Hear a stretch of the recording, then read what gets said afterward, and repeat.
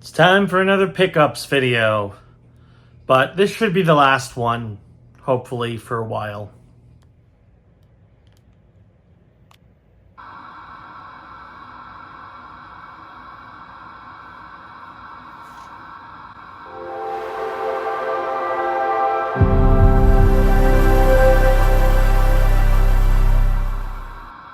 I'm sure a lot of you have been watching this series for a while have noticed there's been an influx of pickups videos, which are essentially just me showing games that I bought mostly online with no actual game hunting, and there's a reason for that. I haven't really been able to go out and do a whole lot of game hunting lately. That should hopefully change very soon, so be on the lookout for that. But we have one more to get through. But at least I got some cool stuff in this one, so hopefully y'all won't mind too much. So I picked up 3 brand new release games. I got a retro game at GameStop, and then I got 2 more games from BGP. So it should be a nice bundle. So we're going to start off with a game that I actually traded a lot of stuff for. So I decided, to go through my collection and try to raid and see what I could find that I didn't really need, because, when you've been game hunting as much as I have over the past few years, you tend to have some stuff that you don't necessarily need. So I took a bunch of stuff to GameStop that I didn't need, and happened to get enough trading credit along with a few extra things here and there to afford a brand new release game.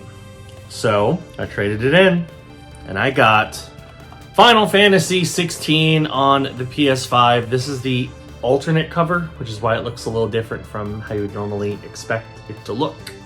But yeah, I picked up Final Fantasy 16.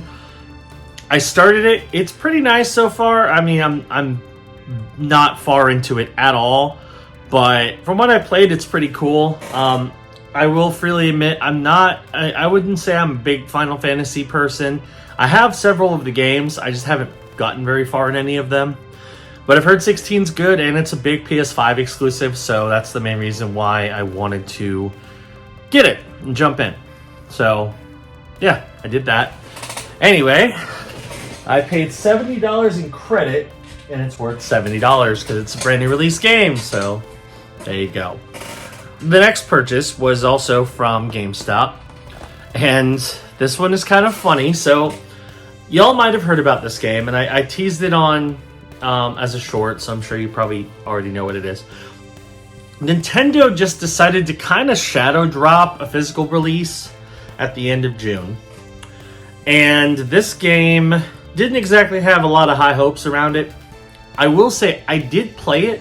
It's actually more fun than you think it would be. But it's the not so long awaited sequel to a Switch launch title that just kind of appeared, and Nintendo just decided to announce it via Twitter and then not show gameplay of the actual game until like 2 weeks before the game came out. Clearly they don't have particularly high hopes for it, but I got it just because I think it's a fascinating game.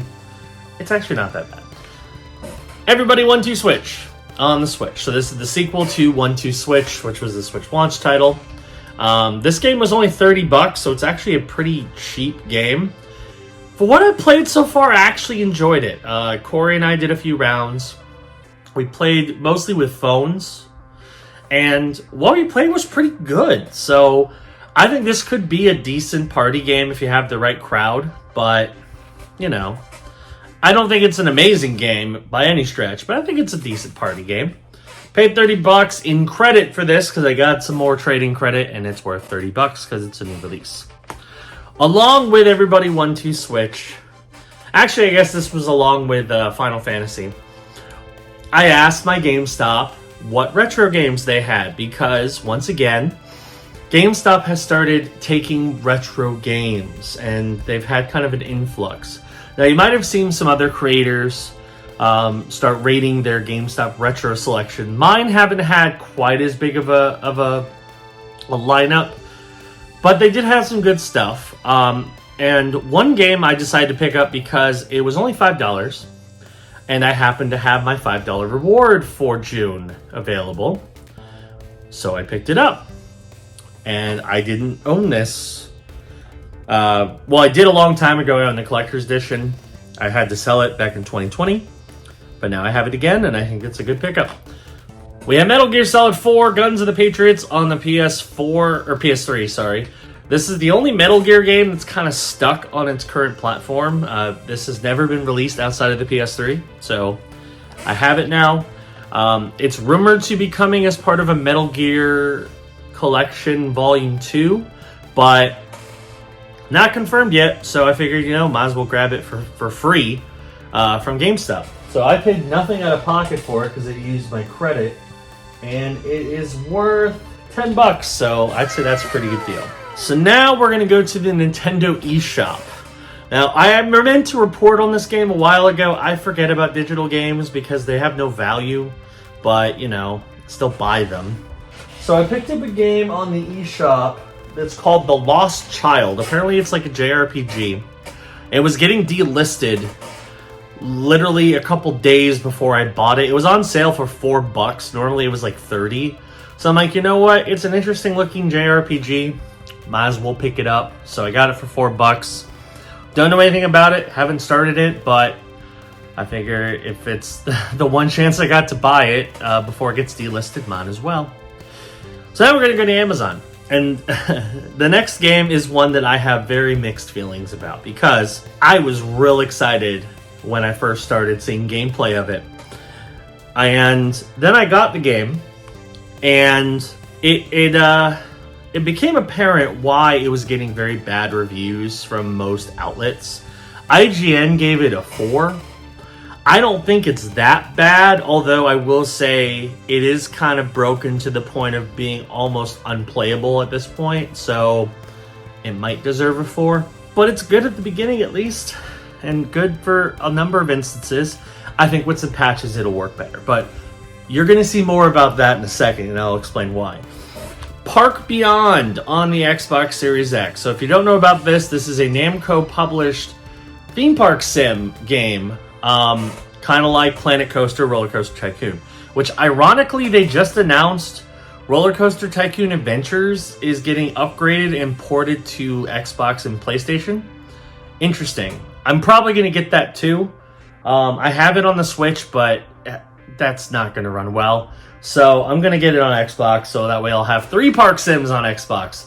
But this one, what's interesting about it is it gives you the ability to impossify things, where you can do like fantastical elements to theme park stuff. It looked fun, it looked unique, and overall it runs pretty well, but there's some major fundamental problems with it. So what I was mentioning is that I actually started a series on the channel where I play this game.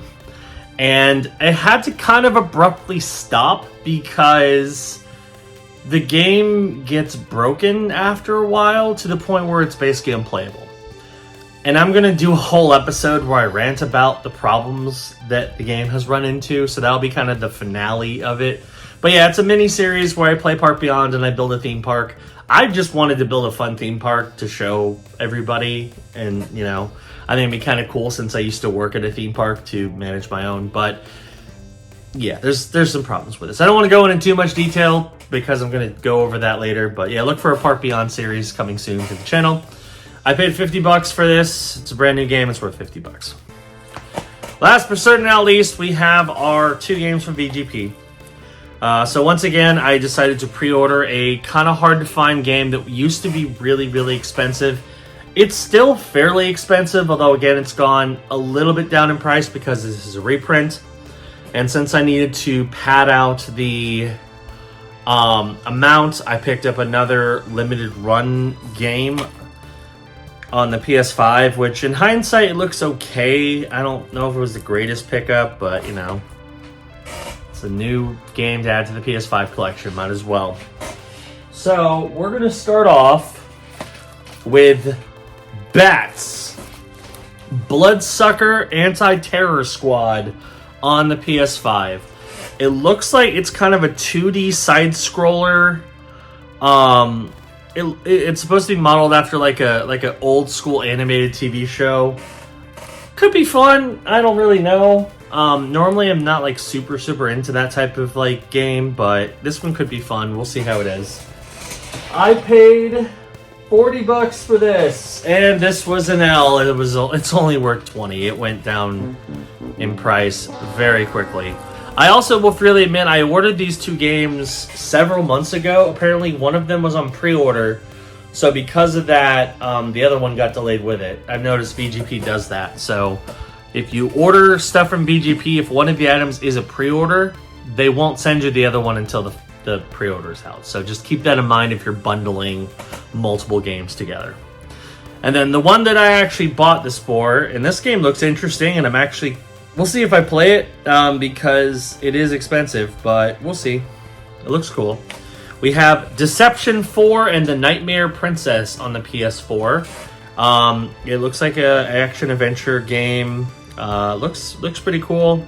Apparently there's a few of these. There's, I think, 1 or 2 on the PS3, and then there's, I think, 1 on the Vita. But this one's actually kind of expensive, so that's why I grabbed the reprint of it from VGP. I paid $58, which is kind of pricey, but it's worth $78, so it is worth more than what I paid. And that's it. So a fairly small week, but we got 3 brand new release games, a nice retro game for free, and then a couple new sealed games to add to my PS4 and PS5 collection. I can't complain. I think it was a decent week. And hopefully it will be the last pickups focused week for a while, so we can actually get back to game hunting. So that is going to do it for this episode of the Bargain Game Hunter. Thank you for watching. Hope you enjoyed it. If you're new around here, be sure to hit the subscribe button. Click the notification bell. That way you know when new videos drop. And I will see you on the next episode of the Bargain Game Hunter. Bye-bye.